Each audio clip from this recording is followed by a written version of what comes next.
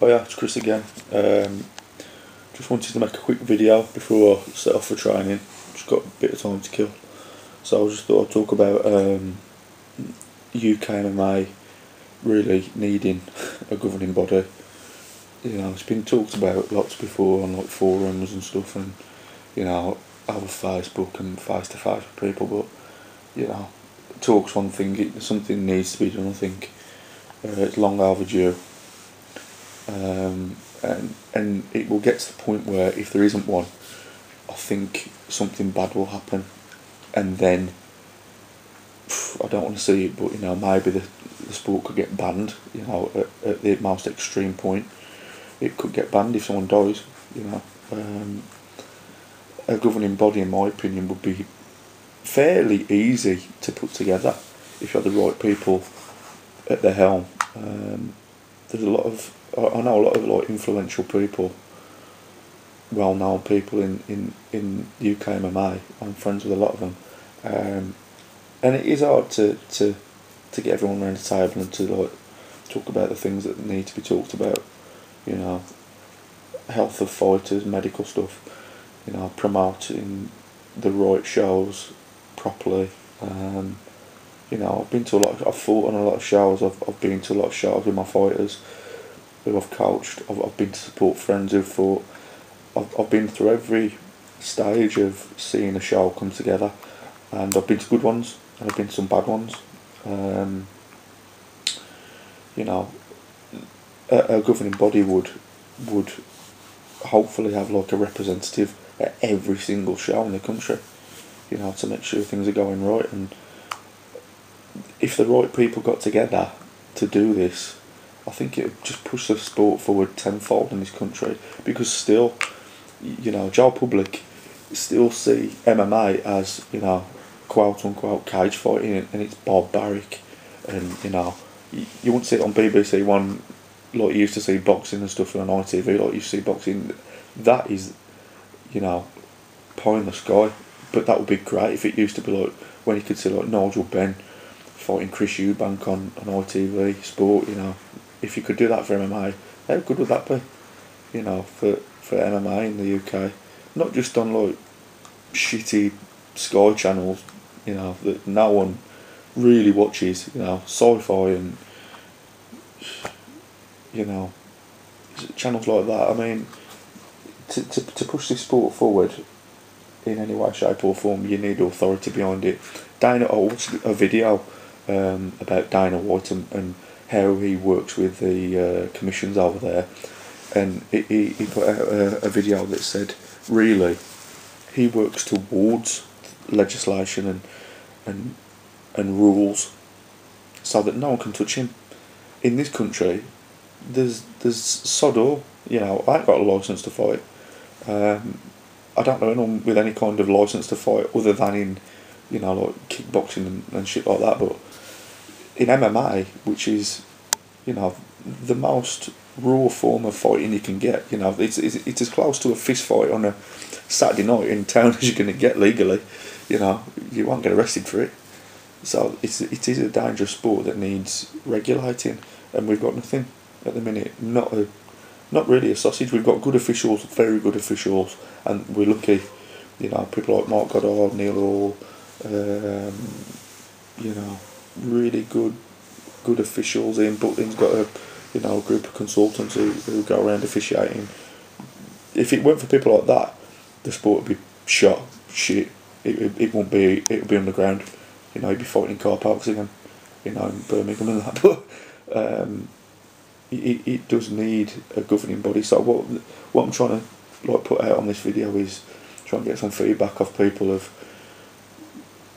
how far could it go in this country now, MMA, without a governing body. I mean, in my opinion, something in the next few years, and I'm surprised it ain't happened you know, earlier, that someone will die because a show will put out fighters and it won't be regulated, and it won't be because the show's bad, it will be because the show you know, didn't have a structure given to them by someone. Right, you need to do this to make sure your fighters are safe.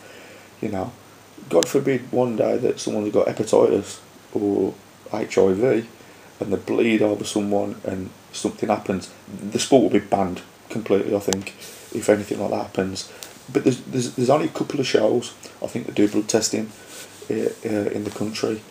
And obviously they're the kind of shows that you want to be on. The ones who are going to look after you and, you know, do everything for you. Give you proper medical. I've had medicals where I've been in and out in 2 minutes. You know, they took my blood pressure. I've been knocked out in the last couple of weeks. Now, okay, fine, sign that. You know, that ain't a medical. That's not medical at all. You know, you need to be asked the right questions. You need, you know, ideally, to show your medical records to the doctor or the person who, you know, they should have some kind of access to your medical records. Because if you're going to fight on a show, it's a big thing. You know, at the least end of the scale, you're going to get hurt. Hopefully not, but you might get hurt. At the far end of the scale, you could end up paralysed or dead, or contracting something from someone's blood that you don't want, you know, and you're going to live with the rest of your life. And the only way to eradicate that is a governing body of people who have been in the sport a long time, and it needs to be people who've been in the sport a long time, and it needs to be people who know the sport. The problem I think they have in America, that Dana White sometimes says, is the people that they're, you know, giving the rules out and they're giving their professional opinion on aren't really into MMA. They do other sports. It's an athletics commission, so they're regulating a lot of sports. MMA is, you know, it's about what, 20 years oldish, you know, as a sport.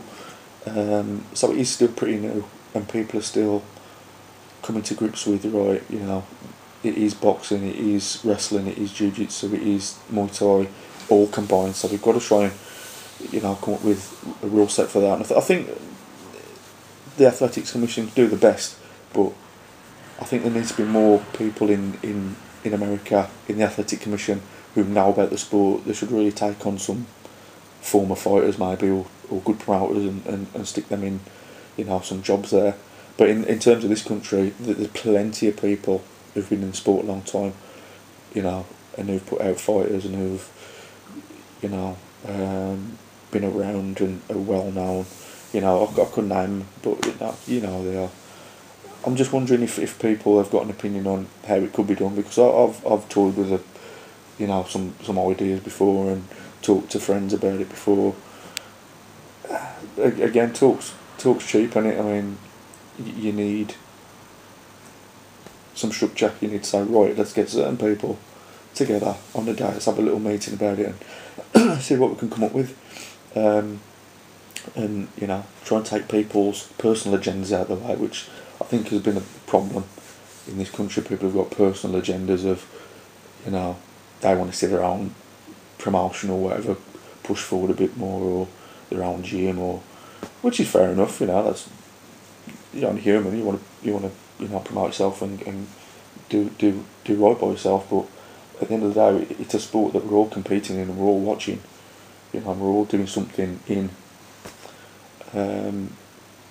So I'm just thinking, like, if anyone could, like, leave comments maybe on the comments bit of this video, and, you know, even from other countries, that'd be good.